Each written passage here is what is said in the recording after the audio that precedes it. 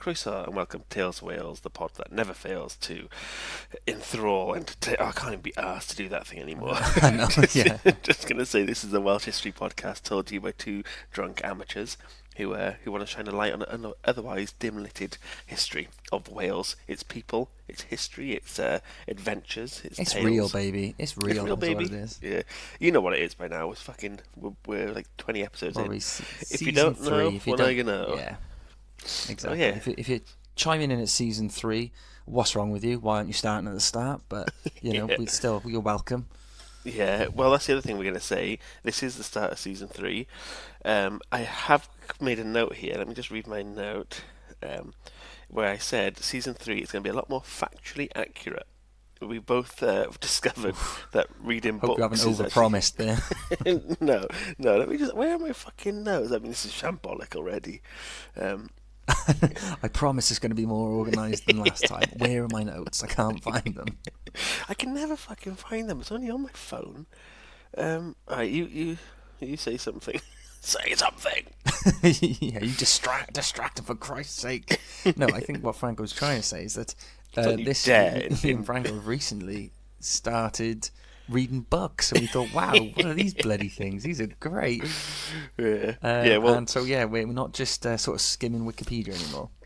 Yeah, we're reading Welsh history. But to be fair, we were doing more than Wikipedia, but it was a bit more messy. And now we've got some Welsh history books that are like lesser known Welsh history books that have been really helpful for plotting out what we're going to do in season 3.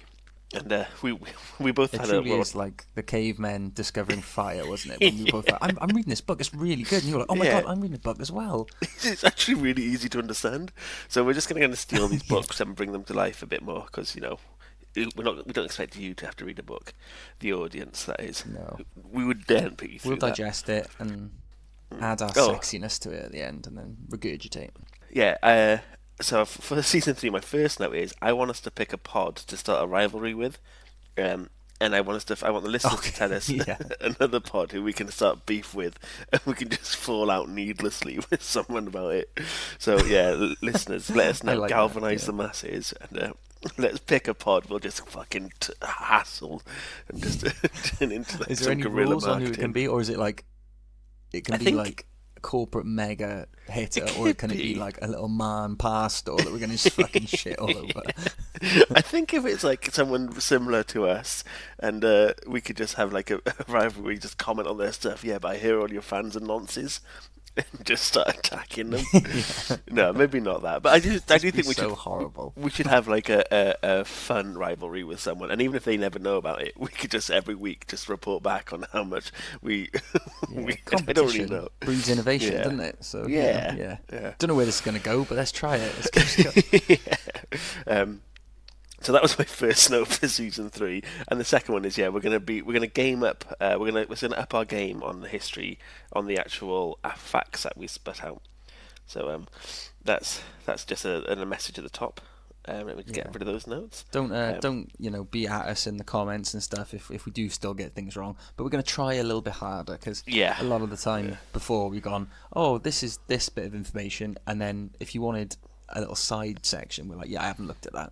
I've got just enough to sort of wangle the pod. Well, we got more of an understanding now of like a broader knowledge of it. So I think, for example, things like the Mabinogion, when we talk about the what was Blodeuwedd with having to kill that guy when he stood on a goat. Llaw Gyffes, Yeah, on Llay. When he has to kill the goat. When he has to kill Llay when he stood on a goat in a bathtub.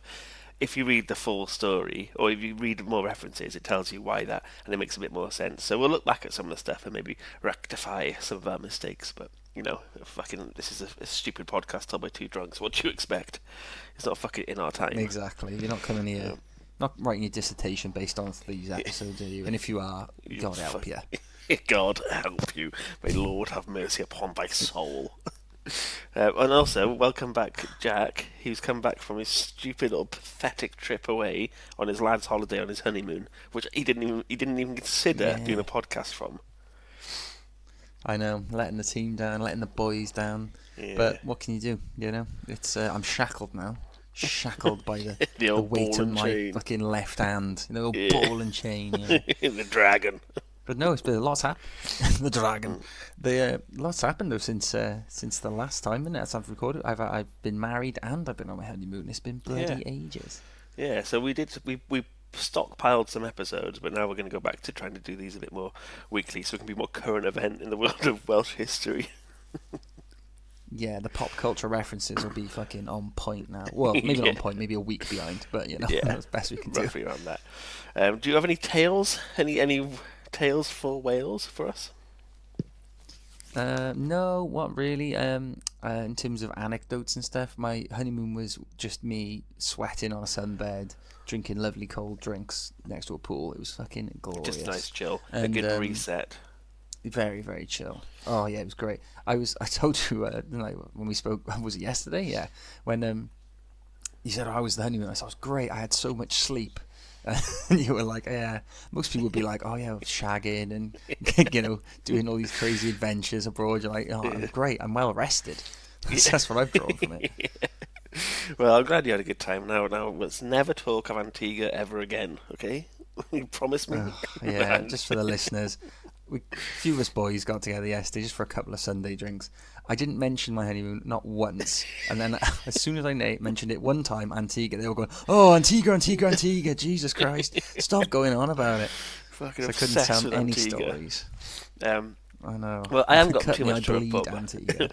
I haven't got too much to feedback on whilst you've been gone, except there's someone who I work with who keeps trying to get, I think he's trying to spice up our friendship online, because we talk to each other on Teams, and he's always using sayings. So he'll call himself Rubber Arm, in the sense of if someone tried to twist his arm, it's really easy. He's like, they call me Rubber Arm. I was like, oh, do they?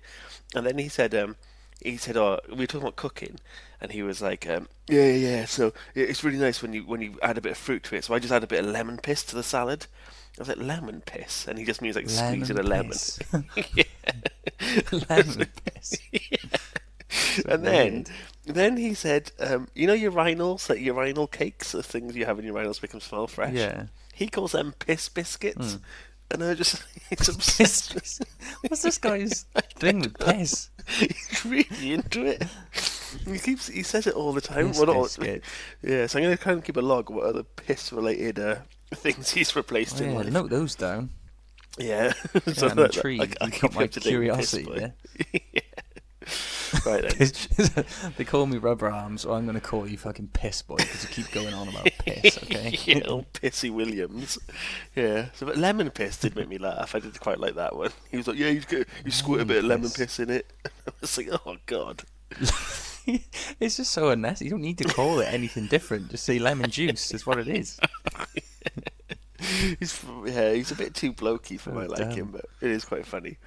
So do you want to, for this week's episode? Hope he doesn't listen. Yeah, no, God, no. Yeah, that's the thing. I can't really tell too many people about this in our personal lives, because no doubt we'll probably end up slagging them off. Yeah, we just no one's safe on our list, is it? No. So this week's episode is going to focus around a book that you've read. So yeah, so we're putting into practice our new philosophy that books are quite helpful. I've hit the ground running. I've read 2 books since I've been on holiday. It's been great. Oh, 2 books and a half, actually. Look at me go. I've discovered the magic of them. Or the magic of the written word. Yeah. And, so this one, it's going to be a fairly short one, because we haven't got too much time today, have we? So it's going to be a pretty quick run through. But basically, I thought we're doing this on our lunch breaks, I would go through another classic lunchtime one. Yeah, you can probably tell with the lack of slurring words and just stupid offshoots. But yeah, we're doing a midday one today. So yeah, I thought I'd just go through. And the idea came to me. I was reading a book called 21 Princes of Wales, and it just delves into a bit of the kind of lesser known rulers in Wales. So it's anyone with interest in medieval Welsh history or even British history will have probably heard of people like Llywelyn and Llywelyn and Glyndŵr, which they get name dropped on this quite a lot. But Wales was built on a much more complex kind of history of battles, betrayals, politicking and all that. And there's a lot of people that sort of fall through the cracks that still had quite contribute to the tapestry of Wales, if you like. So I won't be getting to everybody, on this one, but I've just cherry picked a few who I thought were interesting characters, and I thought they were worth talking about. So I'll go through them, and then we can, we'll have our classic back and forth as we do, as we all want. And then, yes, and then if this episode does all right, then or you're baying for more afterwards, I can consult the book again and just pick a few more out and pretend it's my own content. Consult the oracle. Yeah. So look at the scriptures. So before I get into the meat of it all, I just want to warn the listeners and yourself, Franco, that I'm going to be there's going to be quite a few names thrown at you. And as you know, there's a lot of those are going to be like Llywelyn, Owain, Griffith, Rhys, and they're all, mixed. They all just like to be called the same fucking thing for some reason. I don't know. Oh, do you know? Can I quickly add in here that I learnt why we have a lot of Davies and Jones and Williams as surnames in Wales. So we used to we used to do the patriarchal way of naming after your father. So it would be, if I was your son, I'd be Frank's up, Jack, like that style. That there, when Wales became more unified with England, they and for like courts and stuff like that, they wanted to have a more unified approach where you'd have an actual family name, so people within the family would be more easily recognisable. So at the time, people then just got rid of the app and they'd keep whatever their dad's name was. So at the time when this happened, Williams was a very popular name in Wales, so that's why we have now so many surnames as Williams. And so say if I was like James App Williams, they'd get rid of the app and now your surname was just Williams, and that's how it just came about. Right. So at the time when this law came into place, Williams, Jones, Davis, those were names of like men, and they were like really popular at the time, and then we got stuck with fucking thousands of Williams and Joneses. Yeah. Well, you've actually brought me to my next point, because I was going to explain for the listeners who don't know the whole ab thing. Okay, yeah. So basically in this period, like you've already said, ap or ab, it means son of, basically. So yeah, if Llywelyn ap Griffith is just Llywelyn, son of Griffith. So yeah, people who didn't know that, that's all covered, bases covered there. So, I'll try and keep things as clear as I can as well. But what I'll do is, this book has a very handy family tree of the different sort of kingdoms of Wales. So I'll take a little snap of those, and I might link them in the description or something, because they'll be handy just to you can tell where in history you are then just by looking at them. And also, before I get into things, I know I'm just fucking drowning you in background at the moment, but at this point in history, it's best not to think of Wales as like a kind of unified country. It's more like 4 major territories, or kingdoms, if you like. It's the Kingdom of Gwynedd, Powys, Deheubarth, and Morgannwg. Gwynedd is basically northwest Wales, Powys northeast, Deheubarth southwest, Morgannwg southeast. There's some sub-territories as well that were absorbed through the ages, but I'll only mention them if they're sort of relevant. If you want to look more into that yourself, then knock your bloody self out. But yeah, for this, just trying to think of it as Wales as a whole and think of it as these different kingdoms. It'll make a lot more sense. So, the first guy I'm going to talk about, the first little princeling, is a chap called Bleddyn ap Cynfyn. So, Bleddyn was a descendant of 2 Welsh dynasties. He was a child of Powys and Deheubarth, and shared blood with 2 big-time Welsh rulers, Rhodri Mawr and Hywel Dda. I won't go too much into them, because we'll probably end up doing an episode special on Hywel Dda. He's big hitters. So he's got good pedigree. This chap. Through a series of deaths, and by virtue of his place on the family tree, Bleddyn found himself the co-king of Gwynedd and Powys, on the cusp of the Norman invasion of England. The cocaine king? The cocaine king of the Gwynedd. Pablo Escobar of Wales. Pablo, yeah. You beat me to it, yeah. Pablo Escobar of the fucking green country. But no, co-king, sorry. Not cocaine king. Co-king. Yeah, so he's co-king of Gwynedd and Powys, just before the Norman invasion of England. It's a time that would prove very critical for Wales overall. So from 1063 to 1069, Bleddyn ruled both kingdoms with his brother Llywelyn, and together they launched devastating attacks along the Welsh-Hereford border, fighting what to them had been a generational enemy in England. In 1067, though, after the Normans had successfully invaded England, they also teamed up with Adric the Wild of Mercia to attack Norman forces encroaching from the east. So this brotherly dream team after a few years of fighting, came to a sudden end in 1069 when Llywelyn was killed in the Battle of Mechain, a clash instigated by his own half-nephews in a play for power. Llywelyn and both his aspiring kin were killed in the battle, leaving Bleddyn to sit the throne alone. So this made Bleddyn one of the most powerful rulers in Wales, and thanks to his previous scraps with the recent invaders, the Normans made him a consistent target of their aggression. Robert of Rhuddlan, who was a Norman commander, was tasked with conquering and ravaging Wales in an attempt to quell the troublesome and predatory Welsh raids. Robert ambushed Bleddyn in 1073, causing the Welsh king to, and quote, fly, abandoning rich booty. Oh, booty! Oh, he's a little booty boy. Yeah. Beautiful booty, wasn't it? He'd love that booty. He was he's always chasing the booty, that Bleddyn. A classic fucking cocaine king of Wales. Anyway, so despite drawing the wrath of the Normans, Bleddyn would meet his end at the hands of his own countrymen. He was drawn south by the Lord of Deheubarth, Rhys ab Owen, on the pretense of providing military aid. There he was slain by Rhys, who ended up being one of the more cunning and ruthless leaders of the time. So it's important to mention here, there was a lot of Welsh on Welsh action during the medieval period. Hot. People didn't consider themselves Welsh, so to speak, as I was mentioning earlier. Wales wasn't a unified thing. You didn't consider yourself Welsh. You consider yourself a man of Gwynedd or of Morgannwg or whatever. We've spoken about that a few times, haven't we? It's more kind of community. Yeah, we've mentioned it a couple of times, but this the gift that the books have given me, the gift of knowledge, now lets me understand the sort of the landscape a bit better. So. Yeah, so just for the listeners, there was a lot of scheming going on between kingdoms. They're all trying to expand their lands and power, and little schemy boys, and they little sly snakes. And yes, they're all trying to expand their power and their land influence and all that. So they're always fucking backstabbing each other and shit. It's like, I don't know, a smaller scale Game of Thrones, I guess.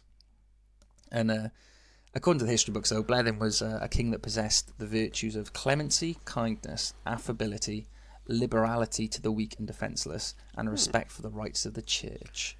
Who said that? It sounds like a boffin when you say it like that.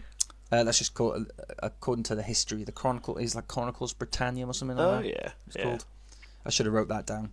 But yeah, that makes him sound like a bit of a goody, I think. Yeah. But do you say that in a bad way or a good way? Well, no, like it's a good thing to be those things, I guess, if you're a leader or a king or something. But I always prefer, like, he was a scrappy little bastard, you know. I'm not no, I like the goodies. The old Chronicle Britannium, but no, I like it when they're nice. Oh, this is a little tidbit you'll like as well, because I know you're a big Howell Dda fanboy. Yeah. He's one of only two other people credited with adding laws to the original Howell Dda list. Howell Dda. So there's only two other people. Howell Dda list, isn't it? It's hard for me to do the fucking put my tongue in the right place sometimes. Right? Howell Dda, darling. Howell Dda places. Exactly. Well, yeah. Take the point anyway, because I'm doing this one for you, because it's for all of that. So I'm not some massive. I don't have a picture of him on my wall. Although the only photo they have. You love him. You do. you know, there's only one photo of him, and it looks like when you were in primary school, you used to draw on like tea towels. You know, you used to draw your face; it'd be printed off as a tea towel. If you Google Howell Dda, this is Howell Dda. Yeah, Howell Dda. Let me do it. Look at the photo of him. Howell Dda. Let's have a gander. He's got his little pointy finger out, and he's got a cut. Oh yeah, it does. Oh yeah, it does look something like off a tea towel, doesn't it? Yeah, if you go on his bin. Yeah, let's put that as the logo. Yeah, the picture. Yeah, we'll put that up as this one. Yeah. Oh yeah, the absolute pointing his absolutely massive index finger. Right, I'll send this. Carry on. The listeners might not get it until they see it. Yeah, but once you see it, you'll get what I'm talking about. Once you see it, you'll shit bricks. The other princes of Wales hate this one trick. So that was Bleddyn ap Cymru. So yeah, he contributed to Howell Dda's laws, and he was one of the earlier people to combine sort of two kingdoms, so Powys and Gwynedd together. So that for a small time they were sort of working in harmony. So that was like his contribution to Wales, as it was sort of becoming what it is today. The next fella I'm going to bang on about is a boy called Gruffydd ap Cynan. I said, lots of Griffiths, lots of Cynans, all that shit. But this is Griffith ap Cynan. This guy's got some interesting parentage because he's both Welsh and Viking. So Celt and Norse mixing into one little potent lad, yeah? I imagine that's quite rare because the Vikings didn't really get into Wales. No, so this is why I sort of chucked him in this episode because I thought he was very interested. So I'll tell you how he came to be. Can I add a tidbit first before? So the Vikings didn't get into Wales for a few reasons, but one of the reasons was our rivers weren't really susceptible, or they weren't really made for big boats to go through them. So the big long boats that the Vikings had find it hard to penetrate the thinner, smaller, shallower rivers. Whereas in England, you go up the Thames and you could properly get into the heartland. With us, you couldn't. And you mentioned a second ago Rhodri Mawr. Rhodri Mawr fought against the Vikings who came in. One of them came into... Yeah, it's called the Great... There's a place in Llandudno called the Great Orme, and it's like a hill. And it's named after the Viking Horm, which means something like Dragon of the Sea. And Rhodri Mawr brought his army, and they fought against the Viking invasion and battered them. And they wiped them off onto this. They couldn't escape any further. They just fell into the sea. And they still have this thing named after him. But that was one of the times where a really powerful Viking came here. And Rhodri Mawr was at the time, like you said, he unified a lot of Wales. We often talk about lots of Wales not being unified. Under Rhodri Mawr, it was quite unified. But so Rhodri Mawr is another biggie. There's a few of the in this book I'm on about. We'll probably do full episodes on them because they got pages and pages and pages on them. These guys have only got a few pages between, but I just thought they were interesting smaller characters, little bit parts. But so getting on to Griffith ap Cynan's sort of parentage, which I found quite interesting. His father, Cynan, was a king of Gwynedd, and he'd fled to Ireland. And then ended up marrying a woman named Ragnhildur. She was the daughter of Olaf Sitrickson, who at the time was the king of Dublin, because the Danes had invaded Dublin by that point. So not only is a mix of Celtic and Norse bloodlines there, but also quite two royal houses as well.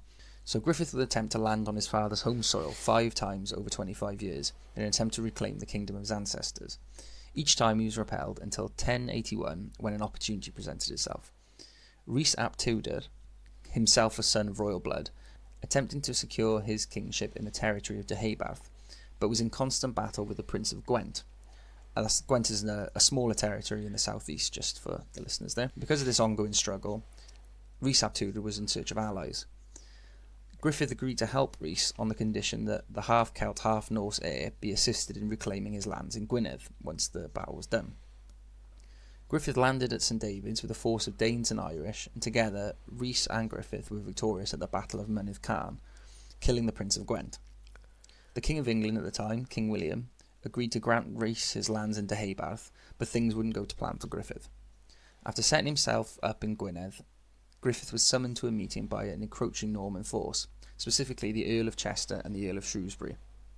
On his arrival, Griffith was captured by his Norman enemies and imprisoned in Chester for 12 years, leaving the lordship of Gwynedd to Robert of Rhuddlan, a guy I mentioned earlier in Blethyn's story, if you recall, another Norman commander. So, despite over a decade of hopelessness, Griffith escaped with the help of a young man known as Edairion. On his return to Gwynedd, he allied himself with Cadogan, the king of Powys, and purged the Norman presence from his lands, destroying their castles in his wake. He'd go on to hold his kingdom for 40 years, almost uninterrupted, and used his time to secure his power in the region. He's also said to be one of the first to form the Bards of Wales into an order and draw up the kind of rules of their art, their sort of the rules of their organisation, like how they go about singing people's songs and whatnot. And he was noted by chroniclers to have shown all of Wales what was possible if they stood up to Norman invaders, and was known as the defender and pacifier of Wales. So that's the little half Viking, half Celtic boy. Go on, lad. Yeah, I thought it was good. The interesting part of that, not just his parentage, but also that he was just captured for 12 years. Seems like such a long time to just be sat in a cell in Chester. But he still came out of it and went, you know what, I'm still going to give it a go. Still want my lands in Gwynedd. He wasn't subdued by it. So then the last guy I'm going to talk about, and this will probably, I'm thinking this will be your favourite, if I know you, and I bloody know you. His name is Ifor ap Meirig, also known as Ifor Bach. Oh, little Eve. And that's their little Ifor in English. So Ifor, like his father before him, he was a lesser noble in the territory of Morgannwg in southeast Wales. This area of Wales was one of the first that was attacked by the Normans after their invasion. And as the struggles raged on, Ivor's father established himself a smaller power block in the upland areas of a place called Synghennydd, another sort of sub-territory, if you like. The areas that he picked were difficult to access for an invading army. They were like upland areas. So by the time Ifor was head of his house, he was dealing with aggression on all sides. The bulk of his trouble came from Cardiff to the south, which by this time was fully under Anglo-Norman control. Way, Cardiff. Bluebirds. Bluebirds. That is them, isn't it? Yeah. Is that right? Well done. I absolutely took a shot at them. Yeah. But yeah, so the Cardiff was at the time fully under Anglo-Norman control, so he was dealing with a lot of aggression from them, but he was also having to put up with rival Welsh forces to the east and west. So the pressure of the situation pushed Ifor to go for a big risk, big reward type tactic that would end up making him into something of a celebrity across all of Wales. In 1158, despite a garrison of troops and dozens of guards, Ifor and a small band of his men scaled the walls of Cardiff Castle barehanded under the cover of night. There, William of Gloucester, his wife Hawise, and their son Robert were abducted without detection and would be kept as hostage in the hills until Ivor's demands were met. He demanded that any aggression towards Synghennydd was to be ceased, lands that the Anglo-Normans had taken from his family be returned to him, along with additional territories as a way of compensation. Ivor's terms were met, and the Anglo-Norman rulers and the family were returned without bloodshed. This story travelled across the country and turned Ifor into something a living legend. Rhys ap Griffiths, aka Lord Rhys, the Prince of Deheubarth, was so enamoured with the Ivor's escapades, he arranged a marriage between his sister Nest and the wall-climbing lord. Ivor's son, Griffith, would succeed him in 1175 and accompany his uncle, the Lord Rhys, to court regularly under the rule of Henry II, King of England. Despite Ivor's outstanding temerity, his bloodline would eventually slip into obscurity, with larger, more prominent bloodlines taking centre stage in Wales.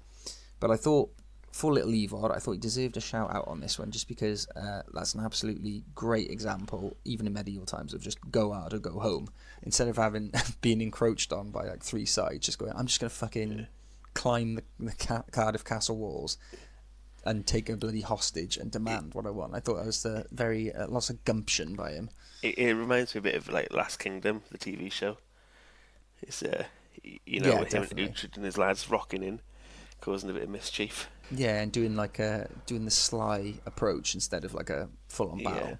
I hadn't heard of any of those. They're all good ones. Yeah, well, I thought that there's a couple of others that I had sort of marked down to do, but I know.